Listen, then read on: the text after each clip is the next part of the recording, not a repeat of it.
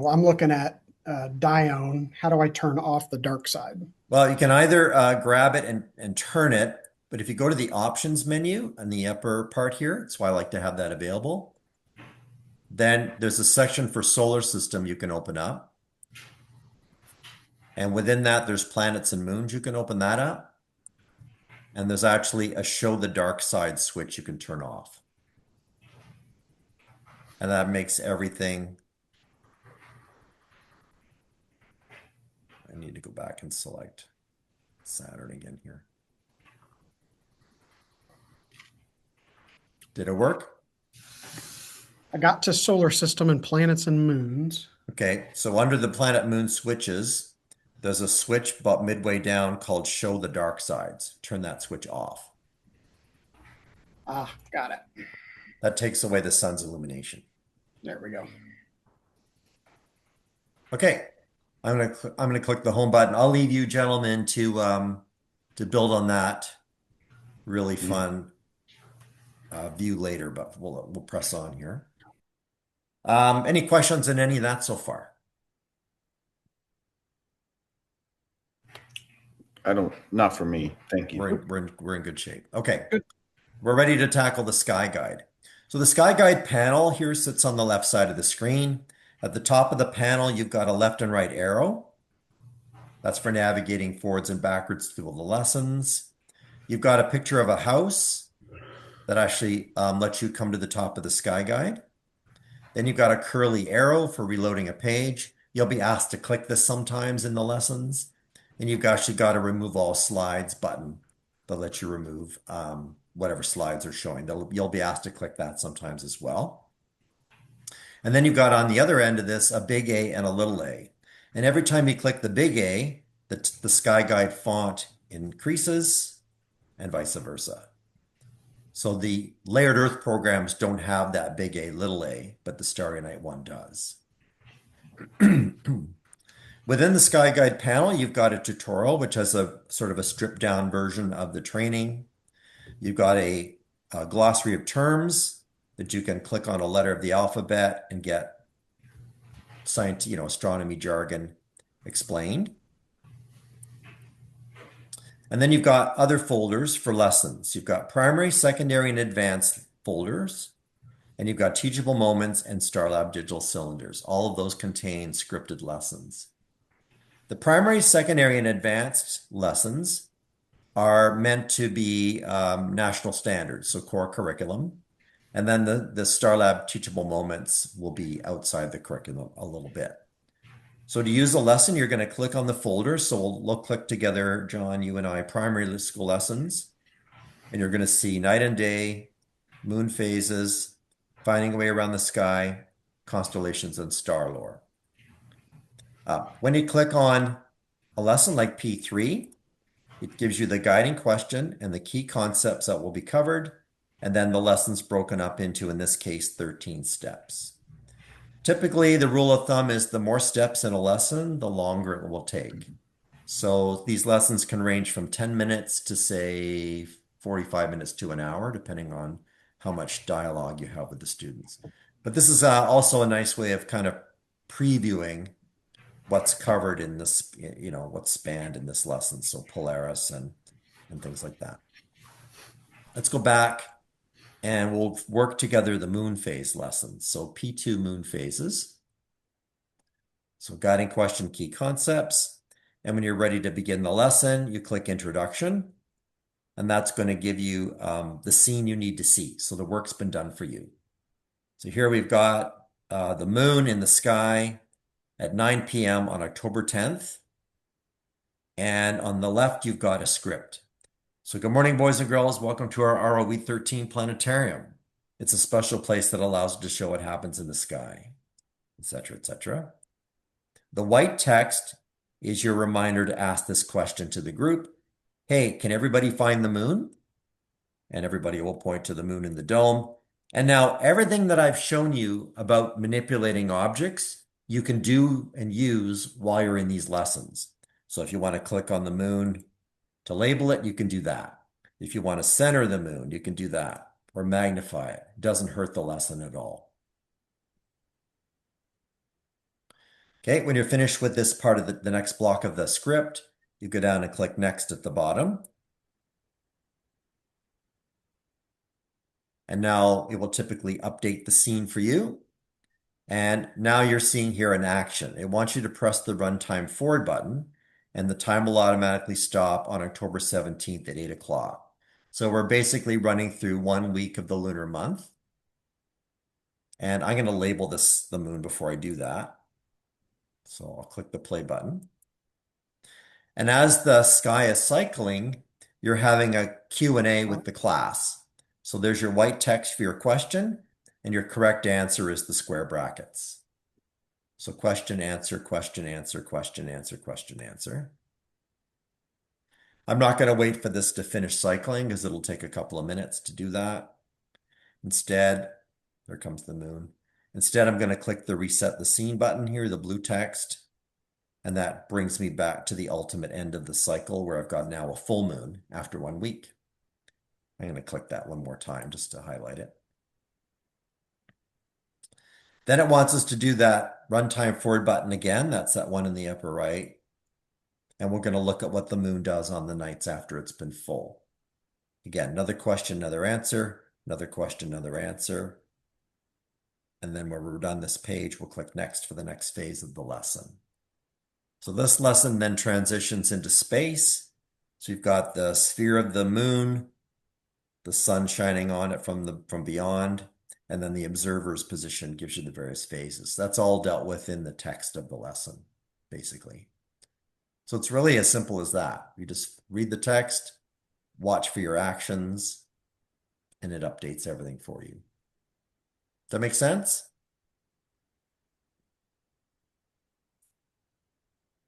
So I'm gonna click the home button to reset the view here, and I'm gonna click the home house icon just to come back to the top of the sky guide. The secondary school lessons, there are 6 of those: seasons, solar and lunar eclipses, overview of the solar system, the planets, the motion of the planets, meteors, asteroids, and comets. So motions of the planets are going to get you things like geocentric orbits, heliocentric orbits, retrograde motion, things that teachers really need help with. So those are in there. And the other neat thing is that you can adapt these lessons to different grade levels beyond what they're classified as. So if I go to a school for the day and I'm dealing with, say, pre-K students or kindergarten, grade 1, I'll actually use the high school Welcome to the Neighborhood lesson. So John, if you could click this lesson. So we're gonna do a mixture here of enriching the lesson and also dialing it down to young kids. So we're gonna skip ahead to the planet Mercury. So go to Mercury there. Did you have a comment, Dan? No, I'm good. Thank you. Okay. When you see a scenario come up in the dome that's frozen like this, there's no harm in trying to click the play button and animate it. So I'll animate that one. That little blue streak you're seeing down there, that's a comet, by the way. Okay, now we're going to click, John, you're going to click with me, click here to view Mercury, so do that. That's going to give us the planet drifting in space. You can turn it with the location scroller. You can turn the planet, show the sun shining off on the one side of it. If you still have your options open, John, you can go back to your planets and moons section, and you can do things like turn on the last switch for surface guides. That'll add the coordinates, the prime meridian, the equator, the poles. And you can also turn off the dark side switch again. That's going to give you the fully illuminated planet.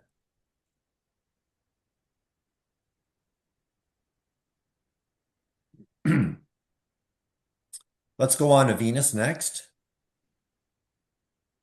Click here to view Venus, so we'll do that. Now this view of Venus is from the ground through a telescope, so I can't turn the planet from here unless I wanted to go there and do that. But I can still put on the coordinates, and I can still turn off the dark sides.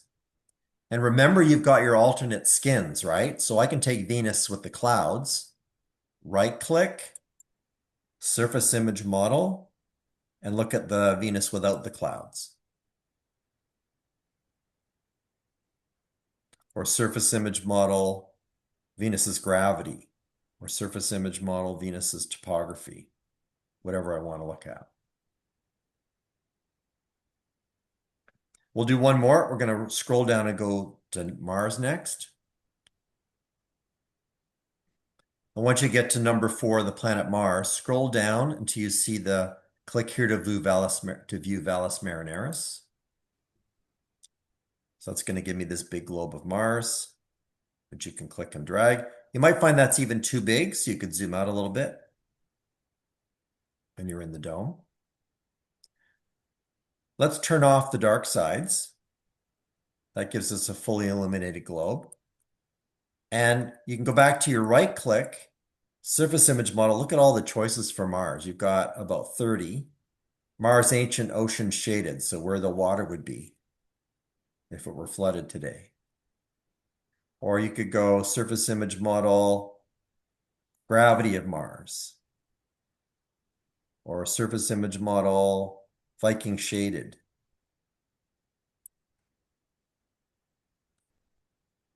We've also got geology map, laser altimeter, all kinds of neat ones. And we've still got our markers and outlines. So if you right click on Mars and open the markers and outlines, then you could do things like type the word rover and mark where spirit and opportunity are. There's opportunity. Or you could type in the word Mons and check them all. Those are labeling all the mountains on Mars.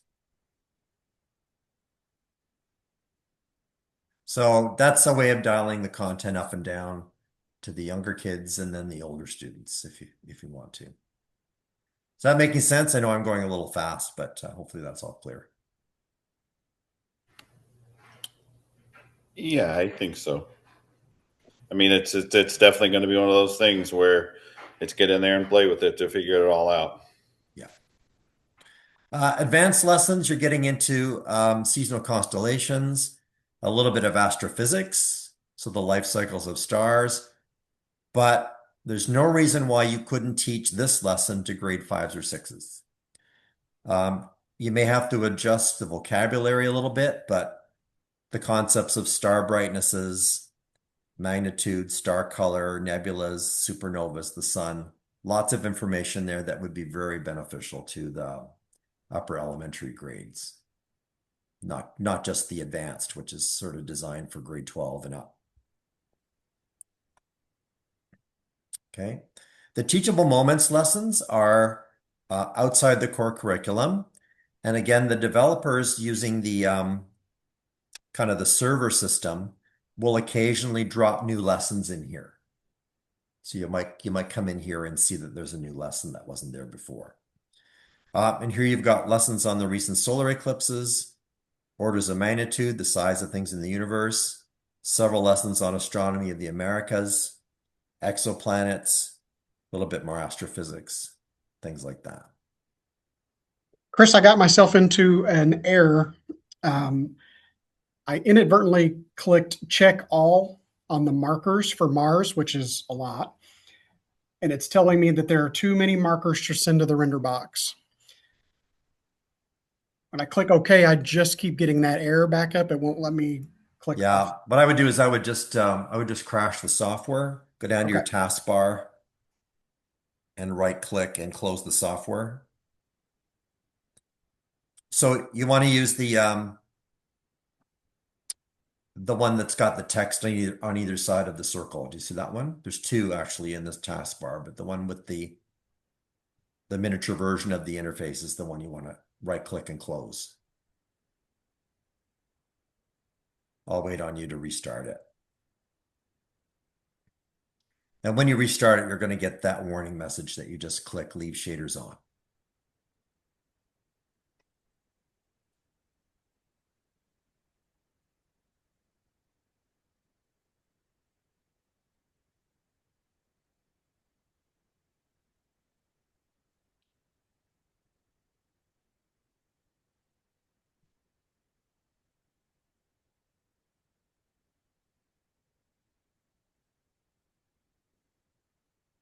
Yeah, it just will not close it.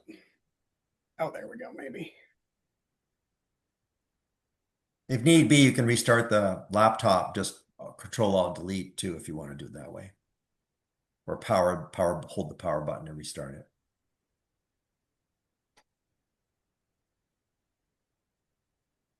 Sorry about that.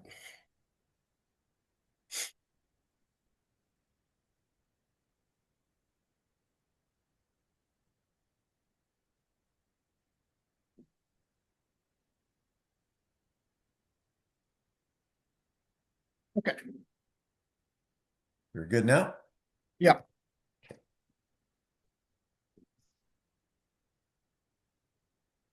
Okay. All right. So what I wanted to highlight here is that there's a resource for you to use regarding lessons on the StarLab welcome page. So if you haven't already been here, I'll give you the link.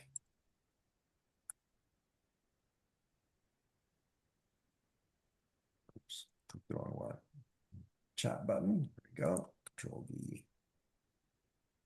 When you get to this page, you may have to type in the password StarLab lowercase, one word. Once you're here, you want to click Manuals, and then you want to click Teacher's Manual. John, you may have already looked at this. Yeah. This is a 118-page PDF with all the text and script for all the lessons in Starry Night. Bear in mind, you've also got things like the NSES connections in here. You've got pre-dome activities in here. You've got ways of adapting it to different